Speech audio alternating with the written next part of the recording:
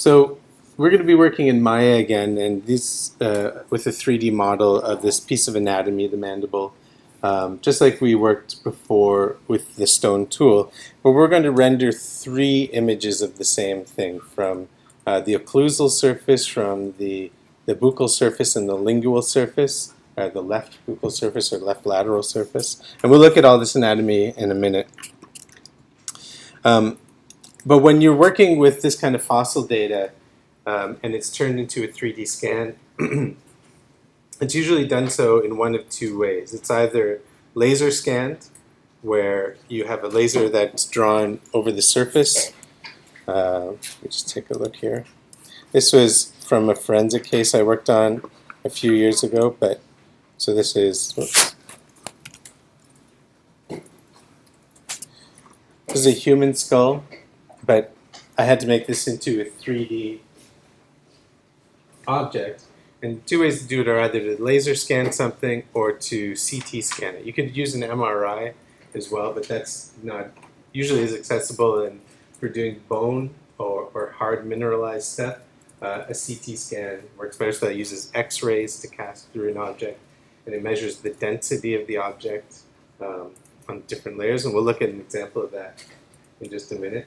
But the cheapest and easiest way to do it is to use a laser scanner. I've got a laser scanner in my office. It's the same laser scanner that was used to capture the form of Homo naledi. I don't know why they use such a cheap laser scanner, but because the scans are okay, but there are better scanners out there they could have used for such a big find. But if we just look at this, so you can see a laser light going across the surface. And you'll notice that when it goes off this, it goes past the zygomatic arc.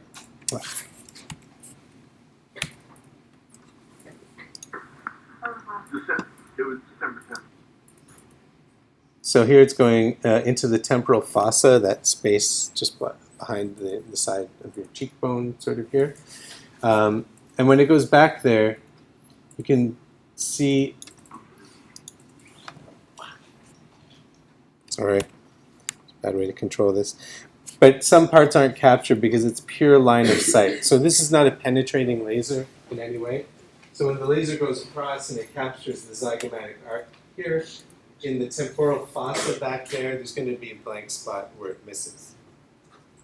So usually when you laser scan something like this, you put it on a scan bed and it goes around and scans everything, put it in a different orientation, scan it again, and maybe put it in a different orientation to scan again, but there are always going to be things that you miss. You can imagine in the roots of the teeth, in the space between the teeth, there's no angle where the laser is not blocked. So laser scanning is quite useful, and we're going to try and use it in this illustration process, but it's better to work with CT if it's possible.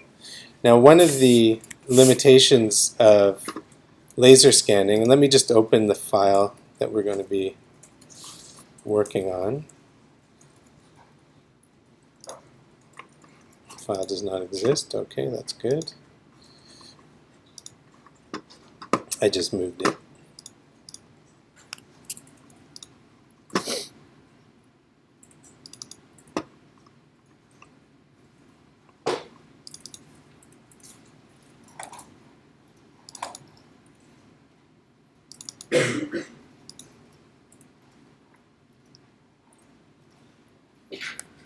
Let's see. This is a different one. This is actually not the one we're working on, but it shows the same thing. I'll open the other one in a minute. Let me just change this. So this is also from Homo naledi, but it's a different individual. Also the mandible. And so this is a right side mandible, I think. Yeah, right side mandible, and we can see M3 and M2 here. But if we look at the model here, and let me just get rid of some of this junk.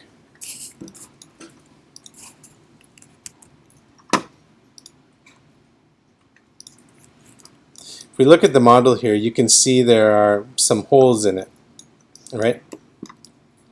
Now, why this hole is here, I don't know, because the laser could have seen that easily. So that's not an artifact of the taphonomic process. It's not broken there. That's an error in the recording. You can see here places like this in between the teeth, the laser didn't get a good line of sight on that. Other areas like this, the same sort of thing. So it's imperfect. So you'll see it when we look at the assignment together. When you run across places like that, when you see a break in the model that's a non-anatomical hole, you're to fill it in with lines at a 45-degree angle, just spaced a couple millimeters apart regularly. That's often done for broken pieces too, but what we're going to do here is actually render out the broken areas, but areas that are improperly captured through the laser scan, we'll use the hash marks, the 45-degree angle lines to show that. So let me open up the one we're working on, if I can find it.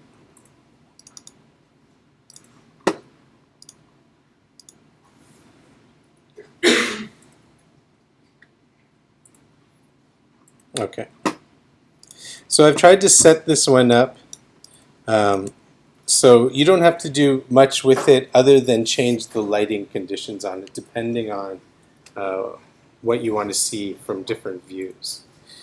So we're going to be rendering out an occlusal view. So occlusal means the top surface of the teeth where they occlude with each other.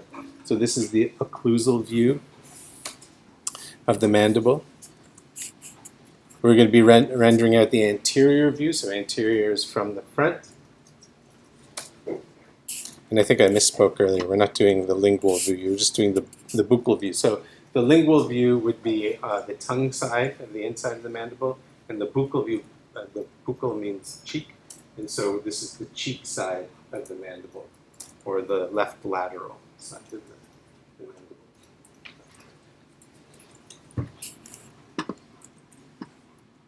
So if we just look here, we'll see some of the errors in recording in this mandible too. So if we look up close, you can see around the teeth. You also, I'm going to talk about this in a minute, but you see this black line that is being drawn around the periphery and where there are sharp edges in here. We're going to use this as an aid to drawing. This is sort of a procedural shading technique for the surface.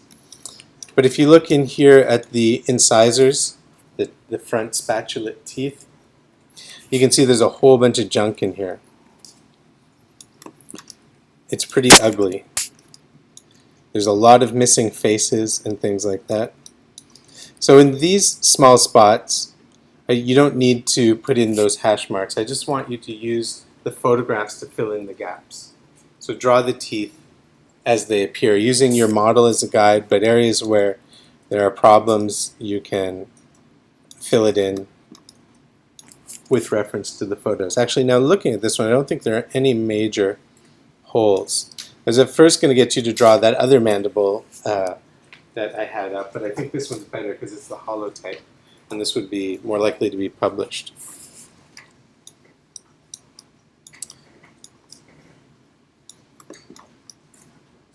So you can see a couple of errors that happens from laser scanning.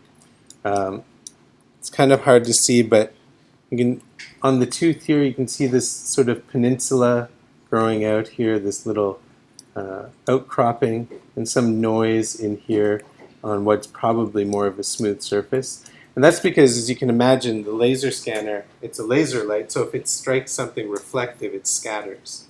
And so when we did the stone tool illustration, I scanned those with the laser scanner, but I had to coat them with a matte finish first.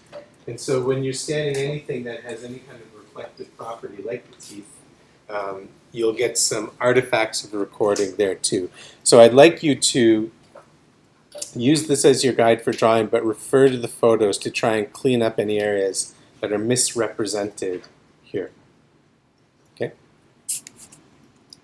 Now the other thing you may notice too is but the resolution is low. So here we're looking at the left, we're looking at left M3, so third molar, like wisdom tooth, right? I think it's number 3. So premolar, 1, 2, 3. And if we look at the photos that are provided in the reference photos that I brought here, if we look at this one, for example, let me just open this one up a little bit bigger.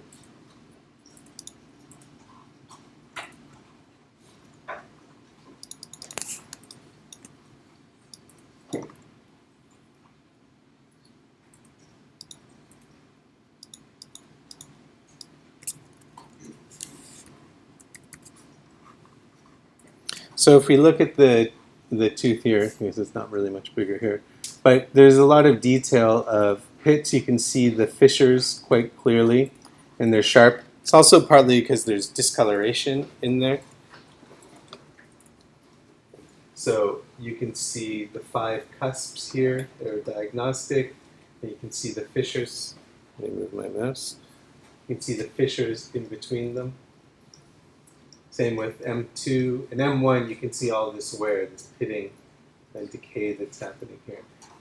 But if we go back into the model,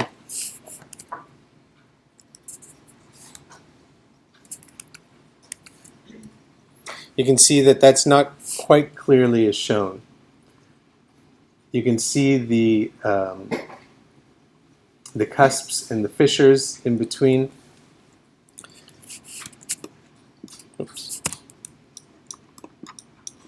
But in this area here, where we saw those strong pits, they're actually here, but they're not quite as clear because we don't have the color on the tooth.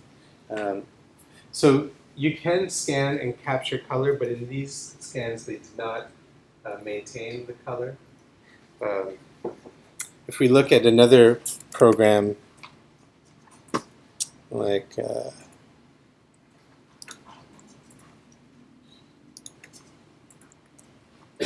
so here's another of the Naledi mandibles, and you can see that this one did capture the color. So if you're ever in a position where you're working on something like this, you'll often be given these scans in one of 2 ways.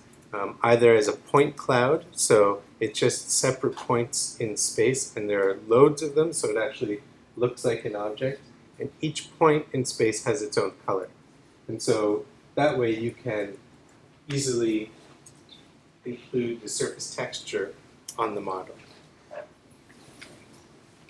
So you can use something like this and it records the color. So if we look, you can see the pitting. This is on M2 here, M1, and M3.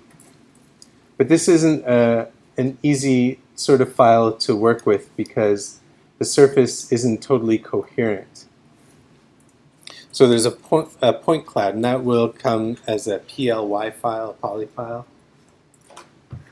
But in Maya, what we're working with is a surface scan.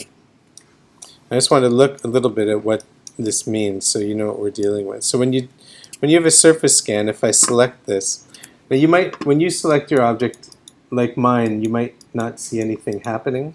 It's because I've got this thing turned off called surface select. So in any window that you're working in, when you select something, it's not going to show up until you go to show in the window. And right down at the bottom, there's a thing called selection highlighting. So now when I've got it selected, it shows up as green to show that that's the object that's selected. And if we go in very close here, you can see that these surfaces are made up of, let me go to a slightly darker area. So you can see these edges here, so these are called edges, and in between them are faces or triangles or polygons. And then at the confluence of the different edges, we have vertices here. So this is the point cloud that's originally created. So the vertices are the point cloud, but then to make a surface, the computer has to understand, which ones should be joined up to which other ones. So it knows that this one shouldn't join directly to this one over here. It's going to have an intermediary. So the scanner has to be able to capture that information too. And so most of the time when you're working with a file like this is called a stereolithograph file, or stereolithography, or a .stl file. And that means it can be brought into a program like Maya, and it can be read directly. The point cloud files would have to be converted into these surfaces.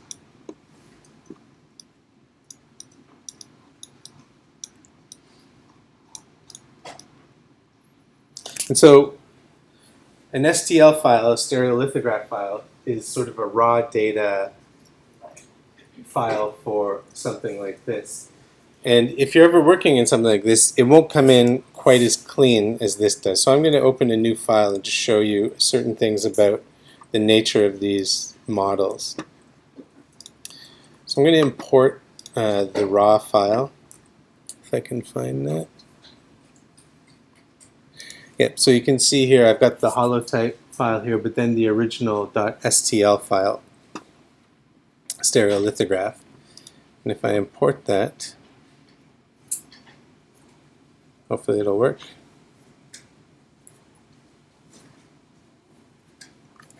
I should probably import something not so big. This one actually works quite well. But a lot of the time you'll import them and they'll look like this.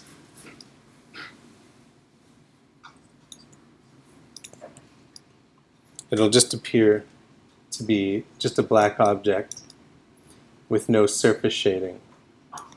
So what's happening here is that with any type of model, the computer has to understand what's the outside surface and what's the inside surface, and how light's going to react with it.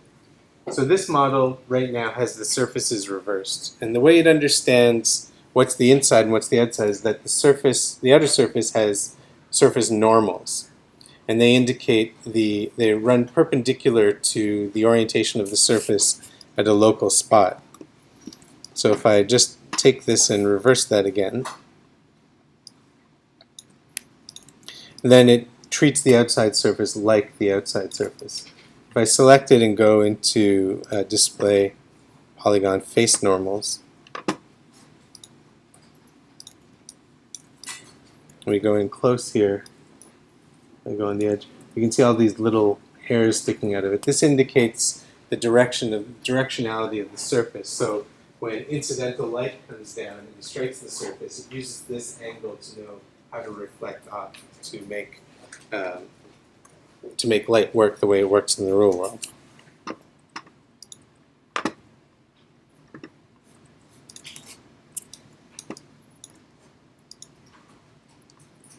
Has anybody here had to work with any scan data or anything like that for any projects? No?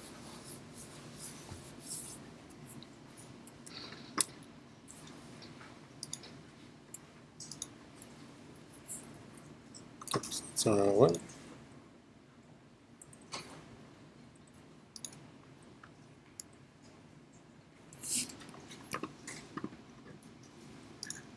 So let's just